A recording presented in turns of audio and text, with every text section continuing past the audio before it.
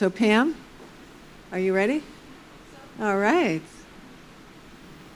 How about a round of applause for our guests and our members that are returning? You know, the lifeblood of an organization is renewals. It's just like when you bring on clients and you hope that they are going to continue with you. So I just want to say from my heart and Jeff's heart and Fred and Glenda, we really appreciate each of you. You're all uniquely different, and we hope that we're taking care of you the way you would like. So I'm going to start with sharing about Pam.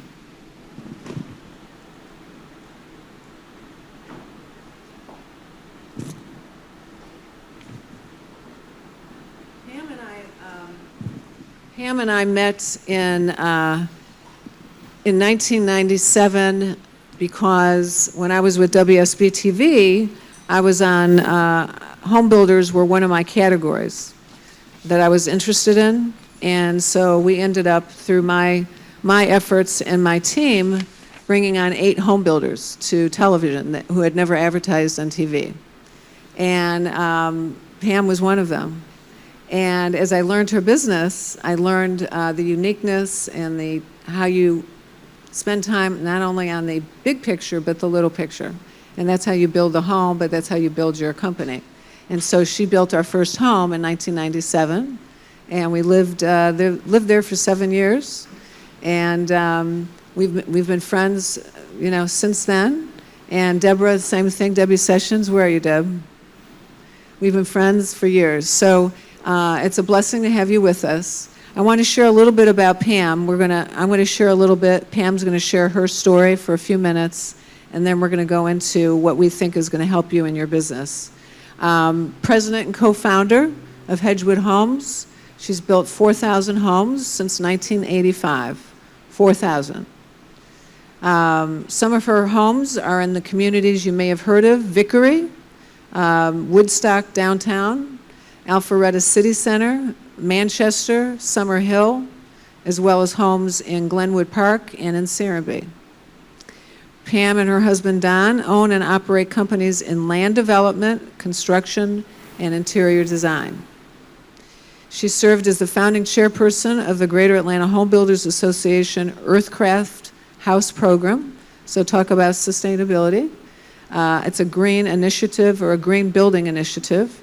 Earthcraft is a blueprint for healthy, comfortable, affordable homes that reduce energy and water bills and improve indoor air quality and protects the environment. So you bring this to all of the homes that you build. Pam and her company, Hedgewood, have received numerous local, national, and international awards, including the prestigious title of National Builder of the Year by Professional Builder magazine. Other recognitions include the Atlanta Builder of the Year by the Greater Atlanta Home Builders Association, over 100 professionalism awards from the Greater Atlanta Home Builders Association, several Best in American Living awards from the National Association of Home Builders, the 2004 Argonne Award for Leadership in Environmentally Sustainable Development and Home Construction from South Face Energy Institute, and the 2008 International Charter Award from the Congress for New Urbanism for their development and redevelopment of downtown Woodstock. They were recently named Best Builder in People's Choice Awards from Atlanta Magazine and Developer of the Year in 2023 in the Agent's Choice Awards from Agent Magazine. Pam received her BFA from the University of Georgia. She is currently the president of the Georgia Cities Foundation. She is past president of the Greater Atlanta Home Builders Association and served as chair of the South Face Energy Institute and the Atlanta Neighborhood Development Partnership. Amongst all of that, she has 2 adult children and is building a home now as well. And what I loved about all of this is, you know, a traditional, in the home building industry, it's always been men, but there's women. And this is a woman who's making a difference. So Pam, if you would share your story in 3 or 4 minutes, and then we'll go on. Well, it's wonderful to be here. Thank you all, and a special shout out to my sister-in-law, who I love dearly, and she has made my brother the best person he could possibly be. They've been together 60 years since they've been started dating. So thank you. Thank you to all of you. And I know we're going to cover a lot about my business, so I'm going to, in my story here, I'm going to go way back and sort of follow the breadcrumbs of how did this happen? How did I become a developer and a home builder? I don't come from a family of construction. I had no experience. My education is in fine art. So how did this happen? Well, first of all, I have to say, as a child, my mother received a phone call from a neighbor when I was 5 years old saying, Pam's going door to door selling her tea set. And then at 7, I was a campfire girl, and we were fundraising, selling candy, and I signed up for 156 boxes, which the most you could sign up for. I don't know why they didn't ask my mother, but anyway, so I sold 156 boxes of candy. Then I started doing carnivals with 2 friends in the neighborhood where we organized these elaborate carnivals with booths and prizes and tickets, and I just loved business. I loved doing things that people loved, that I could provide. So then at 11, I went back to selling candy and decided to order candy like I was an organization. And I started selling candy, and to tell you what a different world it was, that long ago, I sold 2,000 boxes of candy. My mother would drop me in North Springs, which is where the apartment complexes were back then. She would drop me in the morning with my candy, and I would sell. She would come back at noon, bring me lunch, and restock my candy. I sold by myself in an apartment complex all day long. She would go to jail today for that if I lived to tell about it. It was just such a different place. So anyway, I say all of that to say I think sometimes in America, entrepreneurship is romanticized. But for some people, it's your path. You can't help it. You're just meant to. You think things different and you just want to act on them, and sometimes the process is too slow, or sometimes the process doesn't allow you in and you have to do it yourself. That was kind of my case. So, but also I was a fine arts major. I majored in photography. And so I studied with Ansel Adams for a spell, and through that experience I met another wonderful naturalist and photographer named Dave Bone, who lived in California. I started working with him during my college breaks, and then when I graduated, I moved to California and worked with him for 2 years. Now, while all of that is happening, I started dating my now husband when I was just 16 in high school. So when I moved to California, I left him behind. So that's really why I came back. He called one day and said, "You are coming back, right?" And so I did, and I got back, and I worked in photography. I did art shows, I did portraits, I did black and white and hand-colored photography, and I loved it, but there was something missing. First of all, it was slow and tedious, and I never felt I could charge what time I had invested, and I just kind of felt like there was something bigger. And what I found I really loved was the creative process. It wasn't specifically any one thing, but rather the creative process. And my husband was building. He was building for a production company, excellent product they were producing and mass producing. And I kind of was watching that and thinking, I think I could do that too. But of course, no one would hire me to do that. I had no experience doing that. But we had some friends that wanted to rent a house in Forsyth County where we lived at the time. And I said, I'll help you find one, but couldn't find one. So I said, you know what, I'll just build you one. We'd like to own a rental house, and I'll just build you one. And then I thought, well, subcontractors aren't going to take me seriously building this one house. I'll just build 2 houses. So I built those 2 houses, sold one, fell in love, basically. Started building more. And then, so basically, I kept going. Then I went into neighborhoods where I was in a builder group, one of several builders, We'd have lot takedowns, and but what I saw differently, I wasn't trying to be different. In fact, I wanted very much to be like the other builders. I just didn't know how to. But what I saw differently was people at that point in time were just building houses, whatever the builder thought they should build, and people were buying them. I didn't have that confidence, so I started meeting with people and saying, how do you live? What would you like? And basically designing for them and putting them in the process. Well, that's so mainstay today, but 40 years ago, that wasn't happening. And it was a very distinct difference. And so my sales team basically put me with customers all day Saturday, all day Sunday, and everyone I met with, I got the contract. And all of a sudden, I wasn't in the lot draw anymore. I was taking down this street and that street and half the neighborhood because there was an unserved need in the marketplace. So that's kind of where I started. After about 4 or 5 years, it was overwhelming. I had a small team. In fact, my brother was working with me. I kept my maiden name so people would say, I met your husband today, and I'd have to say, really, what did he look like? Because it was my brother. But then after about 5 years, my husband and I did join forces.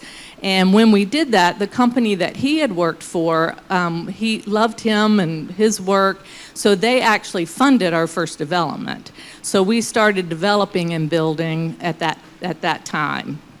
And Deborah, do you want to dive in here? Okay, we'll lay that as the background. So when we met, like I did with Oliver, thank you, Andrew. When we met, Pam and I. Yeah. May I?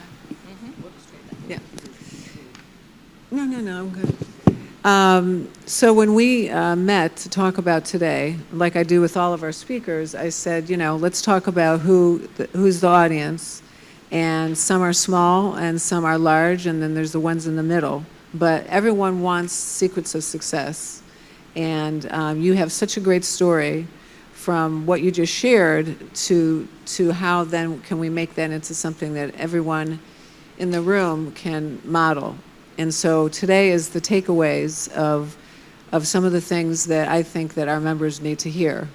So the first one is we talked about never worry about being a woman in a male-dominated industry. See the big picture. And I think that could be the case in a lot of things. Don't get caught up in the details, look at the big picture, but can you talk about that for our members? And again, we have B2B, B2C companies, we have nonprofits. I never in the whole time I've been working in this industry felt it was a hindrance to be a woman. First of all, the construction industry is actually an incredibly welcoming place, especially the subcontractor base. There was an advantage to being a woman in that I looked different than the other builders, and people would remember me. They remembered I wore pink Reebok high tops. That's our builder. It was a time where there was enough curiosity. But the other thing that I experienced early on was that women probably influenced or made 85% of the decisions in the family, but they weren't always the spokesperson at that time. Today, it's pretty equal, but so no one was really hearing them and really talking to them and asking them what will make your life better with your home. So it wasn't as much about home building as it was about people building and understanding the needs, the missing ingredients and what was happening. And that has been a constant theme throughout because I genuinely care. I care about people. I want them to live a better life in their house. I want them to be successful financially through this house. So I want to build homes that are inheritable. It matters to me. So we that became kind of the spirit of our company. My husband never wanted to be the spokesperson. And so he welcomes that I'll do that. And he recognized also we can be the best we can be in construction, but we have to care, we have to have a soul. So I've kind of brought back little pieces of things I did when I was working with the environmentalists and the photography and the environmental world. When I first became a developer, I have to say I felt a little guilty about it because development wasn't very environmental.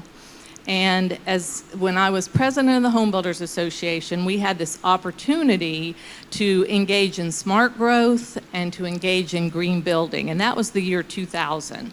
So nobody in the building community at that time cared about either of those things. But we were able to actually build something that had legs. We, by partnering with South Face Energy Institute, which was such a wonderful company to have in Atlanta and such a gift to the industry, we were able to build a program that made sense, that builders themselves got to say, well, this is too expensive and this is worth it. And so it was actually a workable program. And then it went on to include houses, light commercial, neighborhoods, and to this day is thriving in the whole Southeast, and has been a model for the country. So let's go on to the next thing. So I'd like you to share just a little bit, like maybe a minute or two, on the kind of home you build, like the style of the home, like what you're known for. Okay. Because I know what you did for us, which was a craftsman style farmhouse, which we loved. Is that what you do, and can you share that? So because everyone here has their talent and their unique selling proposition, and so what is the home that you're doing? Well, first of all, we focus on more than the home. We develop neighborhoods so that we can create a place that has space between the homes, that has private gardens, neighborhood gardens. It's walkable. We have in Vickery and Woodstock, we built downtown city centers in Alpharetta, downtown city center, so that it supports a lifestyle. And we really got that through our children. We lived on a farm, and we always thought that's exactly where we wanted to raise our children, on a farm. But we also, before they were born, had been going down to Seaside, or it wasn't Seaside at that time, we'd been going down to Grayton Beach. Well, when Seaside came about, we went there too, considered even building there, but it's when we took our children to Seaside that the light bulb came on. Within 10 minutes, they were in a pickup game with a pickup basketball game with kids. My son asked if he could go to the market and buy the food for breakfast, and he came back with like healthy choices. We were like, whoa. And he was so excited because it was Modica Market. Miss Modica worked there. He didn't have enough money for the breakfast, so she said, go on and just bring it back later. He thought that was amazing, and he couldn't get the money and take it back fast enough. And what I noted was, oh my gosh, we grew up this way, and now they can't. Living on a farm, their friends were imported. Every event in their life was planned. There wasn't anything spontaneous unless they wanted to play in the pasture.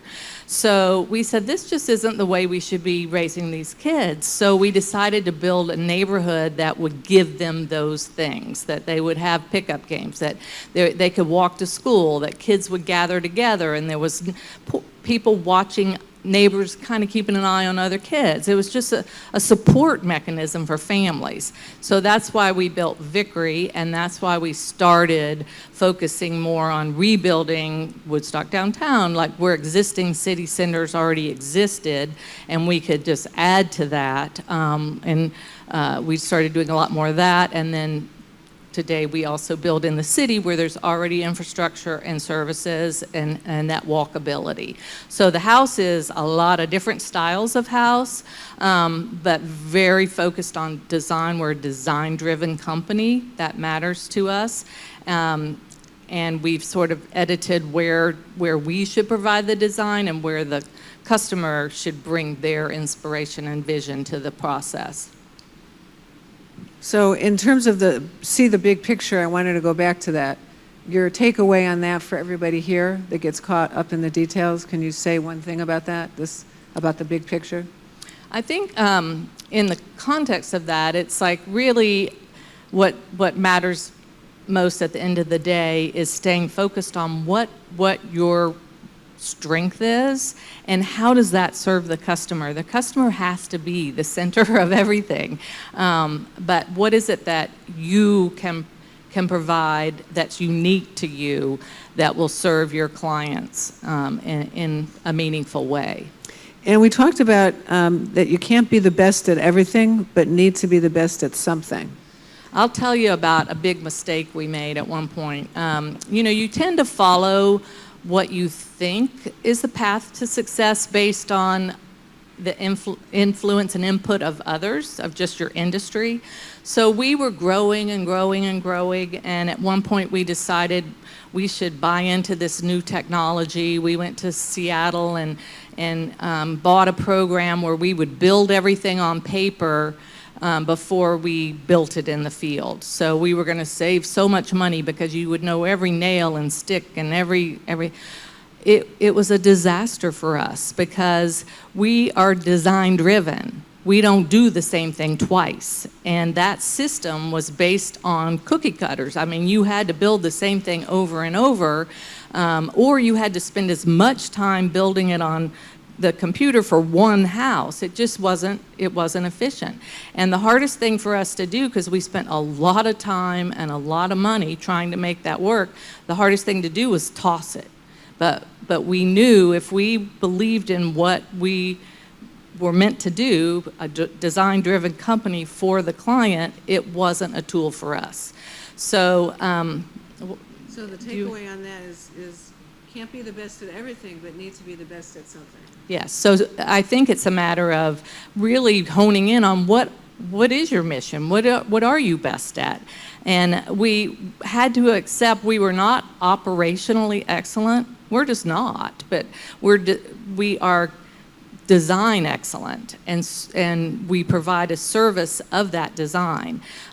We can't be bad operationally, or we go out of business too, but we can't be the best operationally if we are focused on constantly inventing and creating and exploring new design. We talked about approaching your clients and trade partners as family. So this one has been, you spend 40 years. I actually still work with the same plumbers that I hired 40 years ago. They are family by now. And my heating and air contractor, I started with a company. His son took over the company, and now I'm working with his grandsons.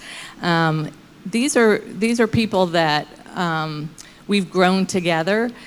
We are not the easiest company to work for because we don't do the same thing over and over, and we don't let you do it however you want to. The design has to be right, and we'll tear things down and do it again. And yet, the trade base that we have likes being there. They too want to challenge themselves. They want to be better at something. They like being proud of their work just like we are. So I can't thank them enough because they really go the extra mile to figure out new things to do and new products to try, and it's complicated, and they're willing to take that on. So in the takeaway on that is in maintaining that kind of relationship and treating them like family, you see them often, brainstorm with them, get good ideas, you share. I mean, that's the kind of stuff. Yeah, from the very beginning, like when my husband first joined the company, a couple of my trades came and said, "Pam, I don't like that new guy you hired." And I thought, oops. And I realized I had been spoiling them probably a lot. But, I want them to be successful. And you have to prepare you have to be ready for them to be successful. You can't waste their time. You have to have the materials there. You have to be ready when you say you're going to be ready. You have to have a clean job site. You have to enable them to be their best, and they'll give you back the same, and we make a great team.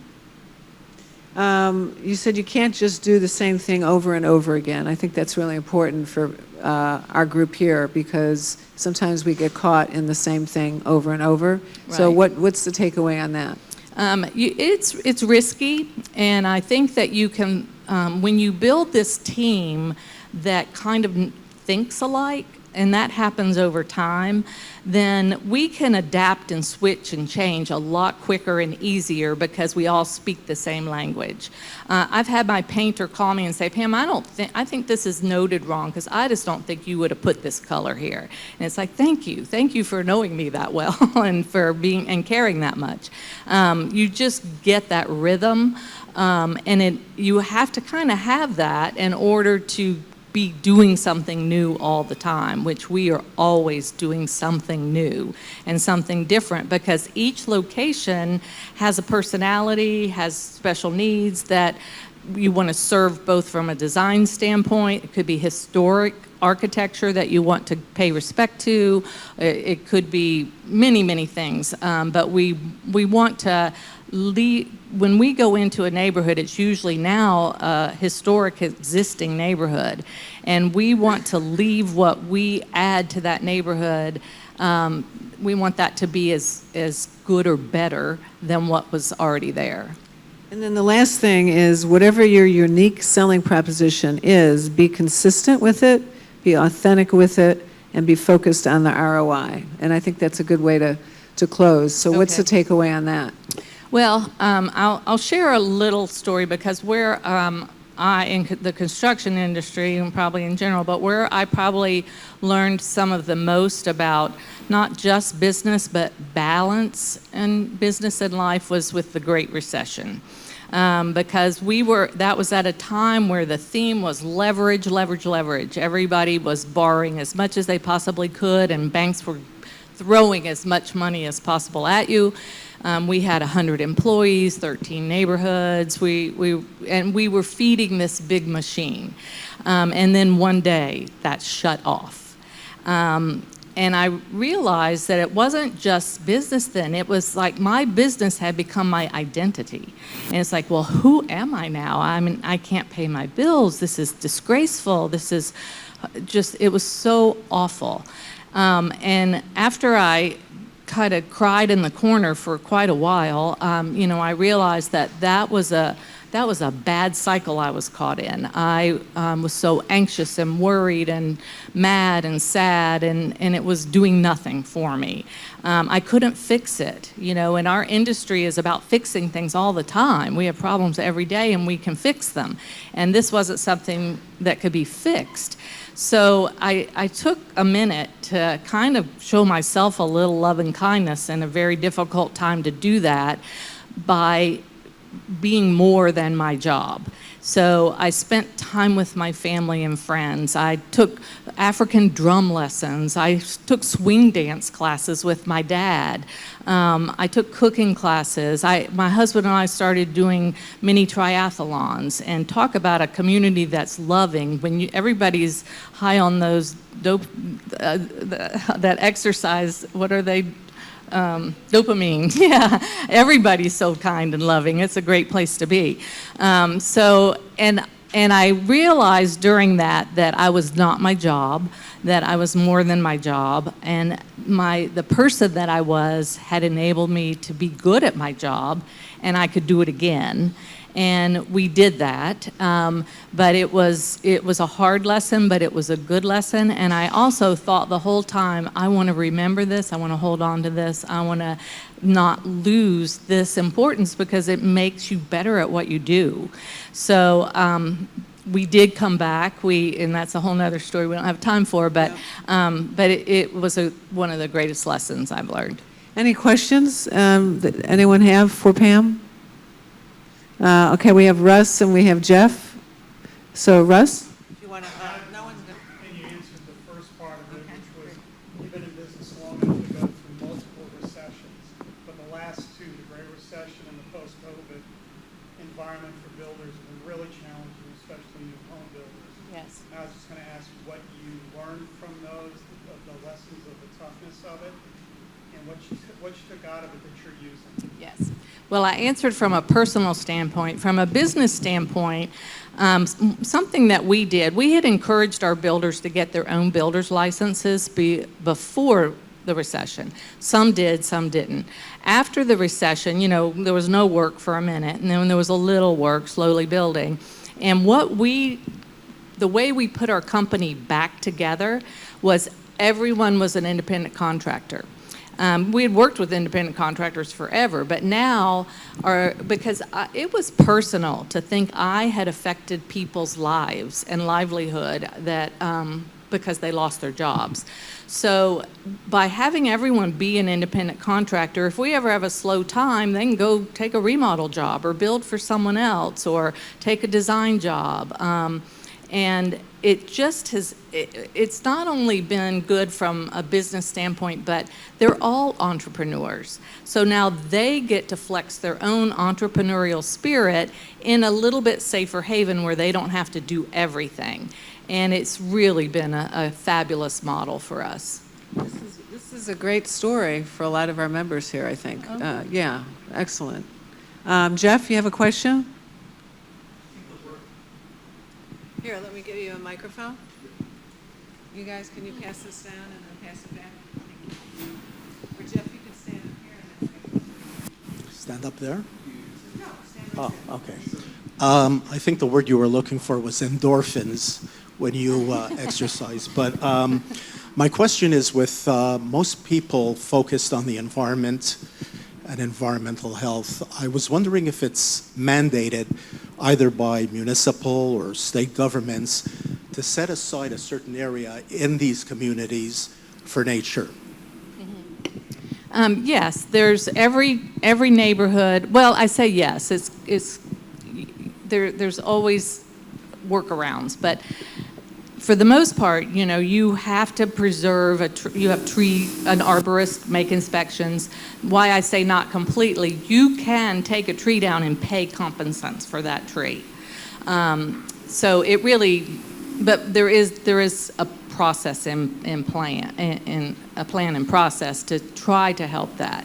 Sometimes some historic trees just aren't going to make the process, no matter what you do, depending on how they are. But the city will say if a tree is diseased and dying, and they'll tell you to take it out, and they'll tell you when something's worth saving. Mm-hmm. And just if you are doing good placemaking, you want those places. You know, people need nature, and they need it in the city just as much, even if it's a smaller amount.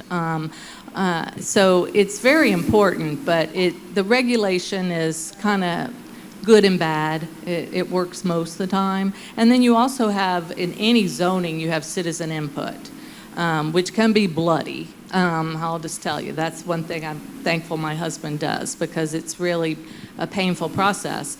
But it's a good process. It should happen. It's just sometimes it's not as productive as it could be. Thank you. Mm-hmm. Can I have that back? All right. Well, how about a round of applause for Pam?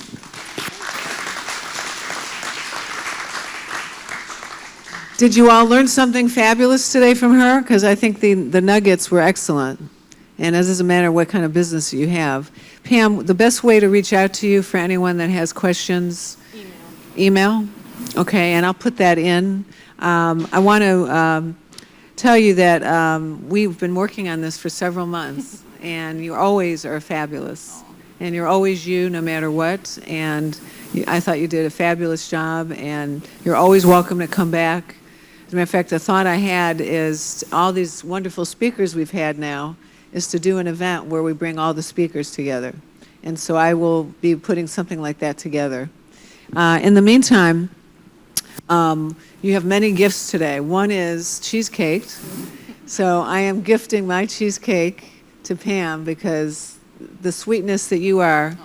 And you know, I lived with you. When I built my first home, it was like, you know, and you were right there with me. And that's how you are to this day. And that's one of the great things about you. So this is from Cheesecake. Thank you.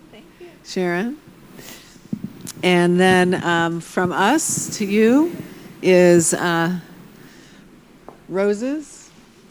So we have beautiful roses for you.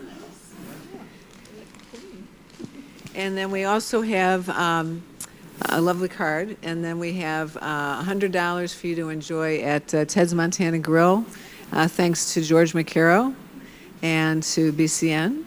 Thank you so much. And let me see. And then this is from Talk of the Town, right? Talk of the Town. Where are you? Hope? Anyone here? Andrew? Andrew, this is from Talk of the Town. Do you want to say what this is, or do you know what it is? There we go. A surprise from Hope. That's always good. Thank you. Thank you. Love you. Thank you. Great job, everybody.